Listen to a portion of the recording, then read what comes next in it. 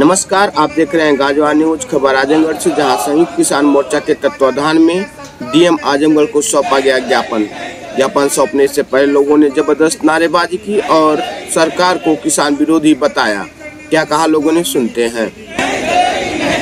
संयुक्त किसान मोर्चा जिंदाबाद, जिंदाबाद, जिंदाबाद, इनकलाब जिंदाबाद, जिंदाबाद, जिंदाबाद, इनकलाब जिंदाबाद। अपना परिचय दीजिए। राजनीत यादव, प्रदेश अध्यक्ष जय किसान आंदोलन उत्तर प्रदेश।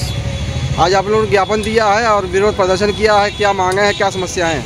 देखिए, हमारी मुख्य समस्याएं है कि आज संविधान दिवस पर संयुक्त किसान मोर्चा की जो स्थापना दिवस है उसके अवसर पर पूरे भारत देश में संयुक्त किसान मोर्चा द्वारा एक महाअभियान चलाया गया और जिलाधिकारी के माध्यम से राष्ट्रपति को ज्ञापन सौंपा गया।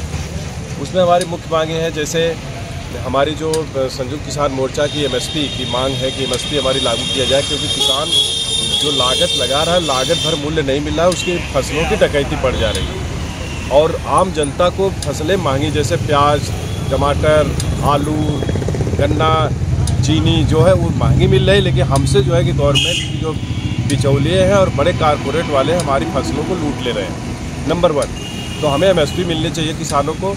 दूसरी बात है कि बिजली हमारी आवश्यक सेवाओं में आती है।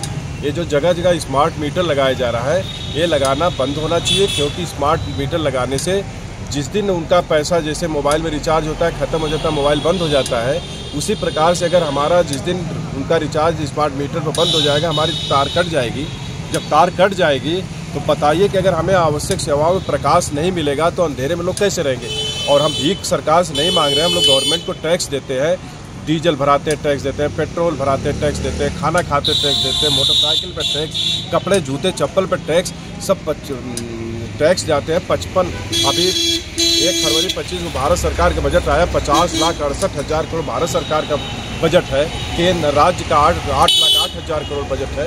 ये हमारे टैक्स से बजट बनता है और उससे आवश्यक वस्तुओं की आपूर्ति की जाए। जब हमें प्रकाश नहीं मिला था हम जाएंगे क्या? पहले मिट्टी का तेल मिलता था हमारे टैक्स से, मिट्टी का तेल बंद हो गया तो गवर्नमेंट स्मार्ट मीटर लगाना बंद कर दे। जो 4 श्रम कोड लागू किया गया है, जो संहिता बनाई गई है, हमारे देश के मजदूरों के साथ बहुत बड़ा धोखा है, क्योंकि मजदूर, किसान, जवान तीनों एक ही परिवार से होते हैं।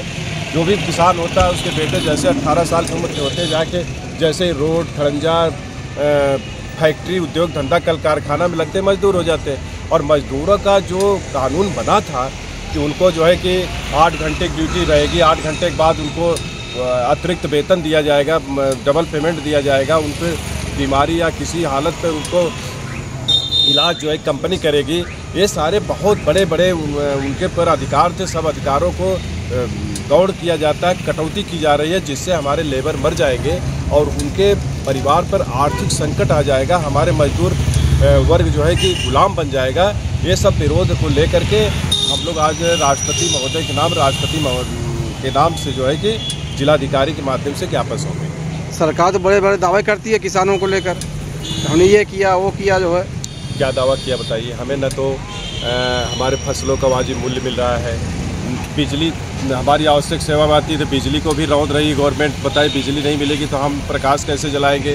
हमारा लेबरों का कोड रद्द किया जाए क्या? हमारा भाई फसल अस्पतालों में भी चले जाइए तो पता चले डॉक्टर नहीं, डॉक्टर है तो दवाई नहीं, दवाई डॉक्टर दोनों है तो सिटी स्कैन मशीन लैब सब प्राइवेट में भेज रहे हैं डॉक्टर, सभी लोग जाके प्राइवेट प्रैक्टिस। क्या हमें व्यवस्था दे रही गवर्नमेंट भैया? किसानों को क्या गवर्नमेंट इस समय डाई मिल नहीं रही है, हम लोग बिना डाई का गेहूँ बो रहे हैं, जबकि डाई यूरिया पे 1,75,000 करोड़ रुपया हम लोगों के टैक्स का पैसा सैंक्शन हुआ। खाद उससे बनवाई गई कागज़ में, और फिर कहाँ गई खाद? जब हमें नहीं मिल रही है तो खाद, इसका मतलब या तो कालाबाजारी हो रही है या तो बहुत बड़ा इस पर घोटाला किया जा रहा है। हमें खाद मिलनी चाहिए, अब हम खाद मांगने जा रहे हैं तो हमें लाठियाँ मिल रही है।